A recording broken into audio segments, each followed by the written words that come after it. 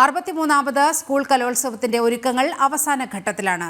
തിരുവനന്തപുരത്ത് 25 വേദികളിലായി ഒരുക്കങ്ങൾ പുരോഗമിക്കുന്നു. പഴയിടം മോഹനൻ നമ്പൂതിരിയുടെ നേതൃത്വത്തിൽ പുത്തരിക്കണ്ടം മൈതാനത്ത് കലവറ ഒരുക്കിക്കഴിഞ്ഞു. ഭക്ഷണപ്പുരയുടെ പാലുകാച്ച് കർമ്മവും കലോത്സവത്തിന്റെ രജിസ്ട്രേഷൻ കൗണ്ടറിന്റെ ഉദ്ഘാടനവും മന്ത്രി വി ശിവൻകുട്ടി നിർവഹിച്ചു.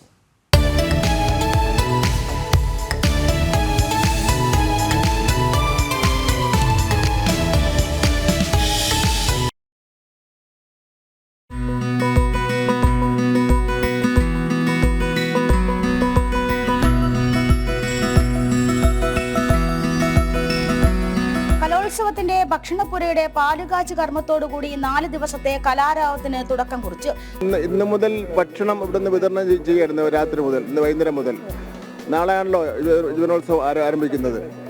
വളരെ പരിചയസമ്പന്നമായിട്ടുള്ള പഴയിടം മോഹനൻ നമ്പൂതിരിയാണ് പാചകം ചെയ്യുന്നത്.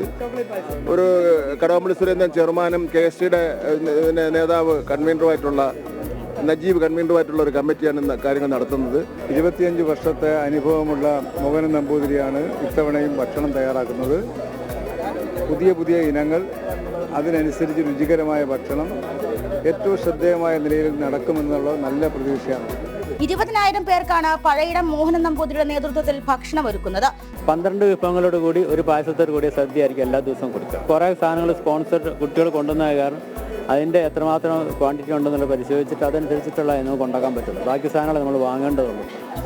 അപ്പോൾ നാളെ പാലട പ്രധാനമാണ്. നമ്മൾ അങ്ങനെ തലേദിവസം പറയുന്നു മാത്രം. പ്രധാന വേദിയായ സെൻട്രൽ സ്റ്റേഡിയത്തിലും മറ്റു വേദികളിലുമായി അവസാനഘട്ട ഒരുക്കങ്ങൾ പൂർത്തിയാക്കുന്ന തിരക്കിലാണ്.